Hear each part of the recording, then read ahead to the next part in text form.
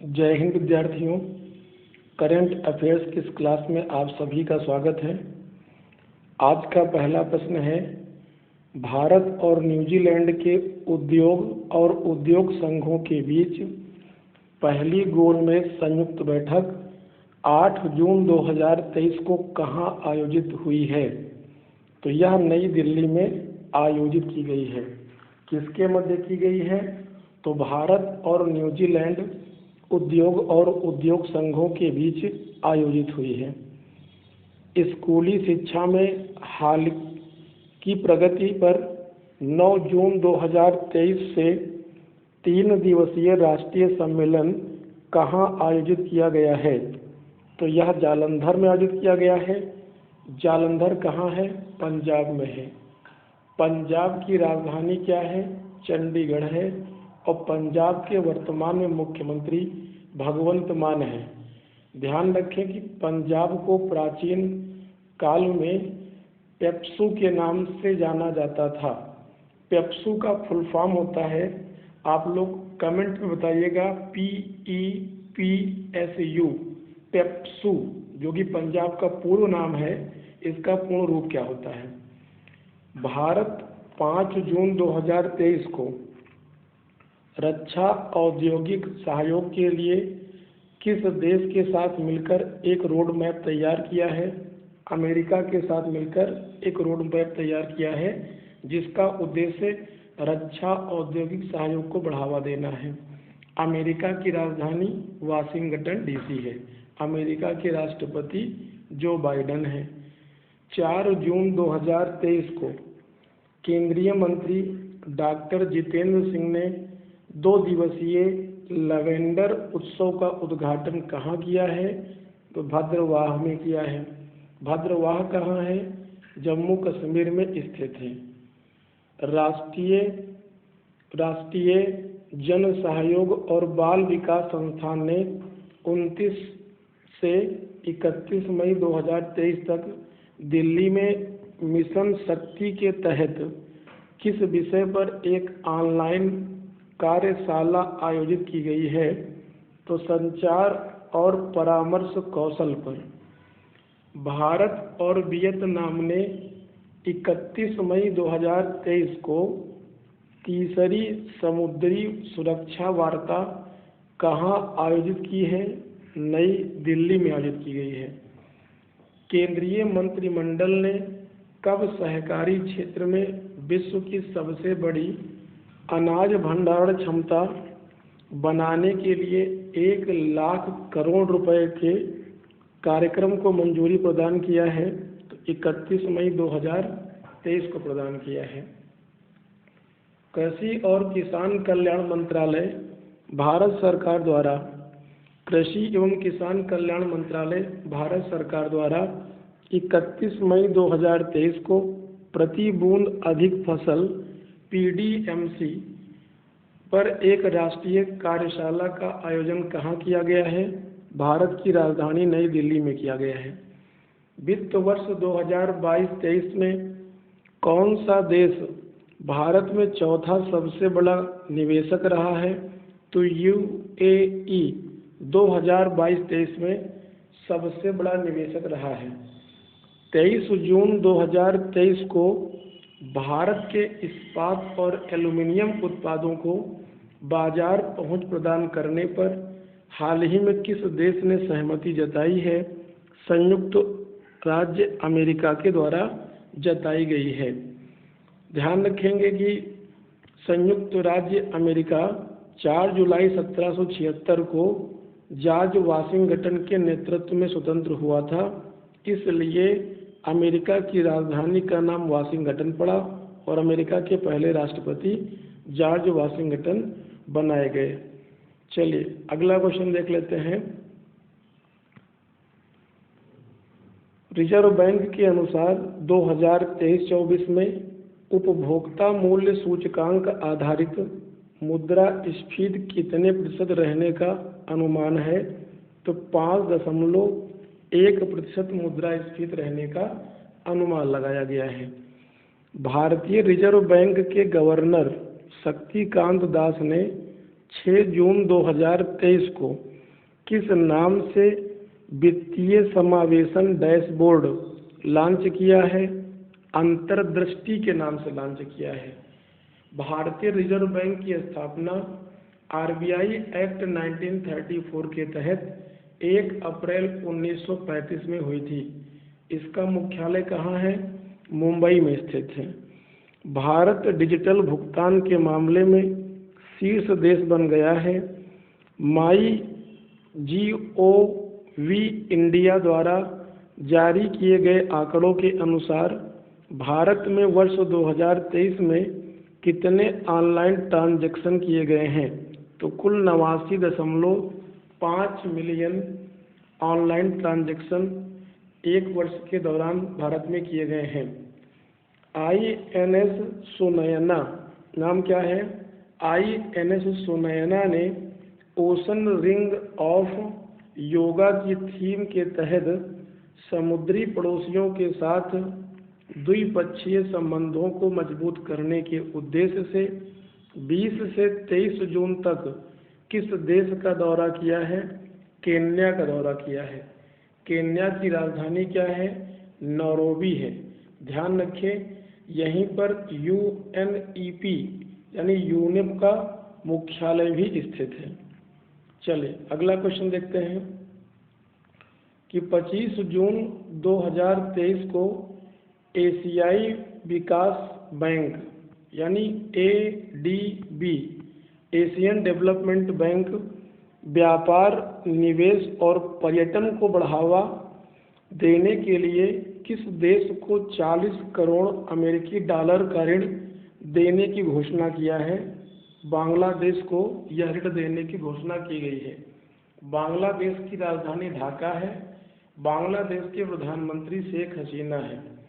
ध्यान रखें, क्योंकि यह घोषणा एशियाई विकास बैंक के द्वारा की गई है, ADB के द्वारा की गई है। तो एशियाई विकास बैंक की स्थापना 19 दिसंबर 1966 को हुई थी। इसका मुख्यालय फिलीपींस की राजधानी मनीला में स्थित है। भारत किस देश के साथ 23 जून को अधिकृत आर्थिक ऑपरेटरों के लिए पारस्परिक मान्यता व्यवस्था पर हस्ताक्षर किए हैं? तो संयुक्त अरब अमीरात के साथ किए गए हैं। समलैंगिक विवाह को मान्यता देने वाला पहला बाल्टिक देश कौन सा बन गया है? तो समलैंगिक विवाह को मान्यता देने वाला पहला बाल्टिक देश बन गया है इस्टोनिया। अब यहाँ पर एक महत्वपूर्ण फैक्ट आप सभी को ध्यान रखना है कि बाल्टिक देश का मतलब क्या होता है। यूरोप महाद्वीप में स्थित बाल्टिक सागर के पूर्वी तट पर स्थित देशों को बाल्टिक देश कहा जाता है। ध्यान रखें कि जो बाल्टिक सागर का पूर्वी तट है, इस पर मुख्य रूप से 3 देश स्थित हैं, इस्टोनिया, लाटविया और लिथुआनिया, जिन्हें बाल्टिक देश कहा जाता है। अगर हम इस्टोनिया की बात करें तो इसकी राजधानी तालिन है, लाटविया की राजधानी रीगा है और लिथुआनिया की राजधानी विल्नियस है। तो कभी कभी परीक्षा में प्रश्न पूछ ले जाता है कि निम्नलिखित में से कौन सा बाल्टिक देश नहीं है, तो इस्टोनिया, लाटविया या लिथुआनिया के अतिरिक्त जो चौथा देश रहेगा विकल्प में, वो सदैव गलत होगा। अगला प्रश्न देख लेते हैं कि पेटोरी ओरपो किस देश के नए प्रधानमंत्री बने हैं? तो ये फिनलैंड के नए प्रधानमंत्री बनाए गए हैं, पेटेरी ओरपो।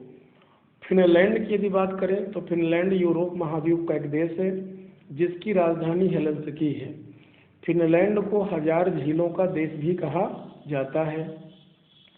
किस देश ने 19 जून को विकासशील देशों की व्यापार योजना DCTS को लॉन्च किया है? ब्रिटेन ने लॉन्च किया है और ब्रिटेन की राजधानी लंदन है। और ब्रिटेन के वर्तमान में प्रधानमंत्री ऋषि सुनक हैं, जो कि हिंदू धर्म को मानते हैं। अभी G20 के दौरान भारत की यात्रा पर आए थे। किस संस्था के सदस्यों ने 20 जून 2023 को खुले समुद्र में समुद्री जीवन की रक्षा के लिए पहली संधि को अपनाया गया है? तो संयुक्त राष्ट्र ने अपनाया है।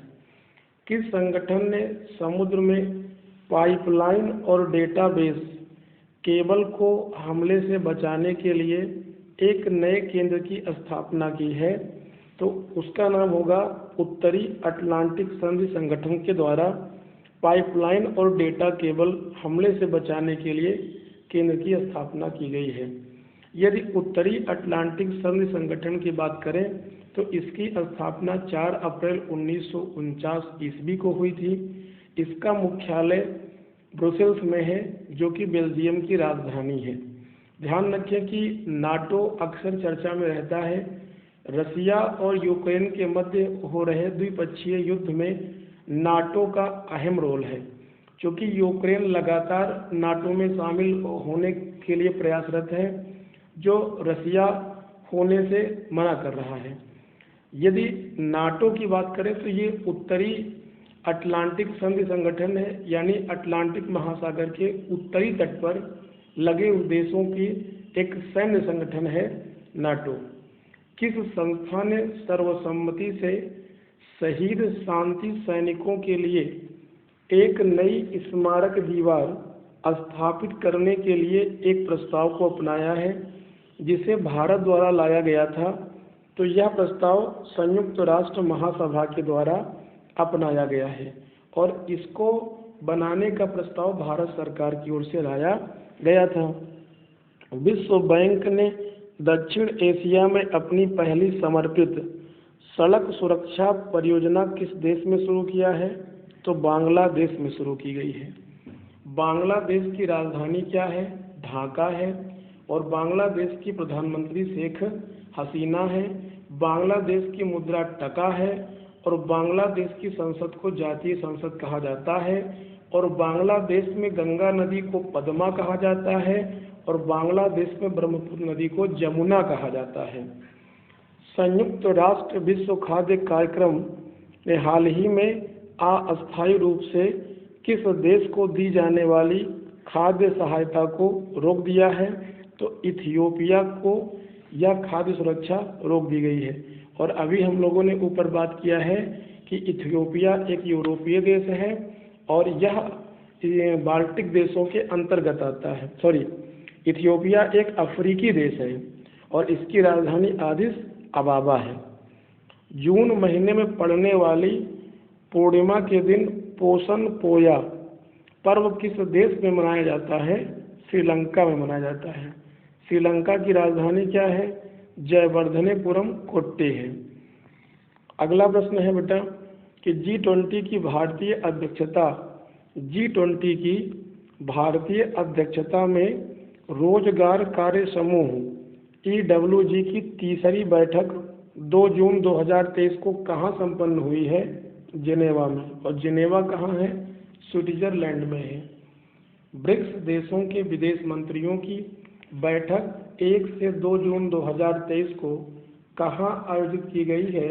दक्षिण अफ्रीका के केप टाउन में आयोजित की गई है। दक्षिण अफ्रीका की यदि बात करें तो दक्षिण अफ्रीका अफ्रीका महाद्वीप का एक दक्षिणी देश है, जिसकी राजधानी केप टाउन भी है और पीटर्सबर्ग भी है। एडगर रिक्वेंस को हाल ही में किस देश का राष्ट्रपति चुना गया है? तो लाटविया का राष्ट्रपति चुना गया है। और अभी हम सभी लोगों ने चर्चा किया है कि लाटविया एक बाल्टिक देश है और इसकी राजधानी रीगा है।